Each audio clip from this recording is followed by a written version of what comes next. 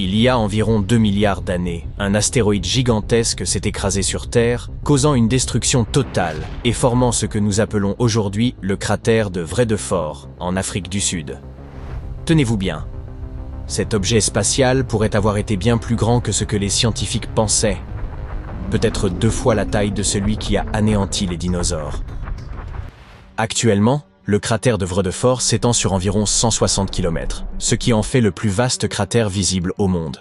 Techniquement, il demeure toutefois plus modeste que le cratère mexicain de Chicxulub, qui mesure quant à lui près de 180 km, vestige du célèbre impact survenu il y a 66 millions d'années et ayant précipité la disparition des dinosaures. Il importe de souligner que les cratères évoluent avec le temps. L'érosion en atténue les contours, ce qui explique qu'ils paraissent plus petits qu'à l'origine. Les scientifiques estiment ainsi qu'au moment de sa formation, le cratère de Vredefort aurait pu s'étendre sur 280 km, ce qui en ferait le plus vaste site d'impact jamais observé sur Terre, bien qu'il semble aujourd'hui plus réduit. Imaginez l'intensité phénoménale de cet impact. Un corps céleste d'une telle taille aurait envoyé des ondes de choc dévastatrices à travers la planète, déclenché des incendies gigantesques et bouleversé profondément le climat. Cet astéroïde a très probablement frappé la Terre à une vitesse extrême. Toutefois, survenu il y a des milliards d'années, bien avant l'apparition des dinosaures ou même de formes de vie complexes, cette catastrophe n'a pas provoqué d'extinction massive, comme ce fut le cas avec l'astéroïde de Chicxulub. Récemment, les chercheurs ont même envisagé que cet astre pouvait être plus grand que prévu, atteignant jusqu'à 25 km de diamètre.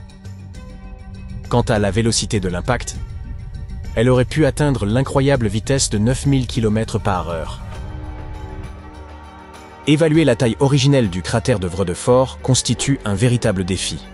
Le principal obstacle réside dans son ancienneté. 2 milliards d'années, rien de moins. Il n'est donc guère surprenant que l'érosion ait considérablement réduit ses dimensions au fil du temps. Mais ce n'est pas l'unique difficulté. Au fil des siècles, de nouvelles couches rocheuses se sont déposées sur certaines parties du cratère, recouvrant la majeure partie de sa structure initiale.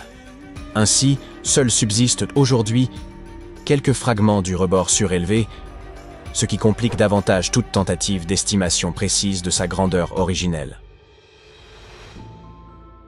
Les scientifiques se sont alors penchés sur les minéraux environnants, tels que le quartz et le zircon.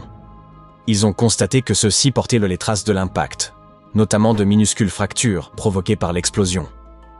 L'étude approfondie de ces cristaux endommagés a permis de déterminer l'étendue réelle de la déflagration.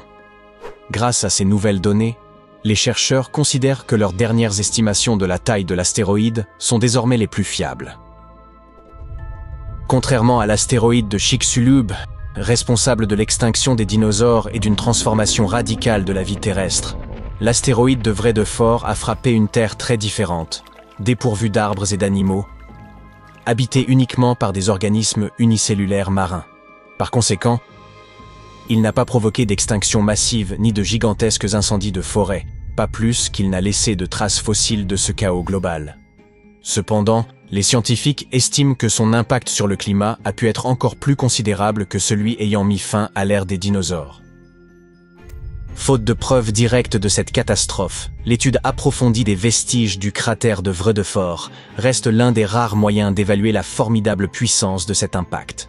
Bien que cet événement se soit produit il y a plusieurs milliards d'années, il éclaire l'histoire de notre planète et pourrait s'avérer précieux pour anticiper d'éventuelles menaces futures d'astéroïdes, rappelant ainsi des événements plus récents, comme celui survenu en Sibérie au début du XXe siècle, il n'y a somme toute pas si longtemps. Par une chaude matinée du 30 juin 1908, le ciel s'illumina soudain d'un éclat aveuglant, suivi d'une explosion d'une puissance inouïe qui demeura inexpliquée pendant de longues décennies. Cet événement, connu sous le nom d'événement de la Tunguska, est l'une des catastrophes les plus énigmatiques et fascinantes de l'histoire moderne.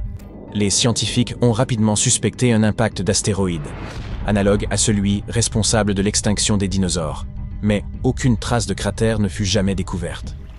L'explosion eut lieu au cœur des forêts reculées de Sibérie, à proximité de la Tunguska pierreuse, et aplatit environ 80 millions d'arbres, sur une superficie de 2150 km². La force colossale de cette déflagration, d'une intensité véritablement stupéfiante, dévasta entièrement le paysage, brûla le sol sur des kilomètres et anéantit une multitude d'animaux. D'après les témoins, une étrange lueur baignait le ciel, suivie d'une boule de feu traçante, d'un bleu intense, éclatant avec une luminosité surpassant celle du soleil. Quelques instants plus tard, une détonation assourdissante retentit. L'onde de choc fut si violente qu'elle brisa des vitres à plusieurs centaines de kilomètres à la ronde et projeta les gens au sol. Pourtant, malgré l'ampleur des dégâts, aucune trace visible ne permettait d'en identifier la source. Ce n'était que plus tard que les scientifiques commencèrent à élucider ce qui s'était produit ce jour-là. Imaginez un météoroïde pénétrant l'atmosphère terrestre à vive allure, se muant en un météore incandescent. Sa vitesse est telle que l'air devant lui se comprime, chauffe et l'enflamme. Mais il est si massif qu'il ne se consume pas entièrement et finit par exploser soudainement. Cette détonation libère une énergie colossale, projetant une onde de choc d'une grande puissance. Et comme l'explosion se produit en altitude, aucun cratère ne se forme au sol. Au tout début du XXe siècle, compte tenu des limites technologiques et de l'isolement du site, les chercheurs furent confrontés à une énigme. Ce n'est que bien plus tard qu'ils en vinrent à conclure qu'il s'agissait d'une explosion aérienne, un objet ayant explosé en altitude, sans jamais toucher le sol, mais dégageant suffisamment d'énergie pour ravager la zone. Il devait s'agir d'un astéroïde gigantesque, comparable à un immeuble de 25 étages, se déplaçant à près de 504 000 km/h, et dont la déflagration se serait produite entre 5 et 10 km au-dessus de la surface terrestre. Une autre histoire spectaculaire s'est déroulée à la fin des années 90, bien loin de notre planète. Une comète, baptisée Shoemaker-Levy 9, s'est retrouvée piégée dans l'orbite de Jupiter. En s'approchant de trop près, elle fut déchirée par l'immense gravité de la planète, se fragmentant en plusieurs blocs, dont certains atteignaient les 800 mètres de diamètre. Les scientifiques observaient l'événement avec curiosité, ignorant quelles seraient les conséquences de leur collision avec la géante gazeuse. Et en juillet 1994, le moment redouté se produisit. Les fragments disloqués de la comète commencèrent à percuter Jupiter successivement. Durant 6 jours entiers, 21 morceaux s'écrasèrent à des vitesses ahurissantes. Environ 60 km par seconde, soit plus de 210 000 km/h. La violence des impacts fut telle qu'elle porta la température de l'atmosphère jovienne à plus de 29 000 degrés. Une chaleur dépassant largement celle de la surface du Soleil. À chaque collision, des panaches titanesques de matière furent projetés hors de la planète, semblable une pierre jetée dans un étang, mais d'une échelle démesurée. Certains de ces jets s'élevèrent à près de 3000 km dans le ciel jovien. Par la suite, d'immenses cicatrices sombres apparurent dans l'atmosphère et restèrent visibles pendant plusieurs mois, à mesure que les débris se dispersèrent sur la planète. Mais cet événement spectaculaire n'était pas qu'un fait marquant de l'exploration spatiale, il fut aussi une précieuse source d'enseignement. Les cicatrices sombres laissées par les impacts ont permis aux scientifiques d'étudier les vents dans la stratosphère de Jupiter. Les collisions ont même altéré temporairement les aurores lumineuses de la planète, indiquant que son champ magnétique avait été perturbé par les particules libérées. En outre, les fragments cométaires ont introduit de nouveaux composés chimiques dans l'atmosphère, tandis que d'autres, enfouis plus bas, ont été exhumés.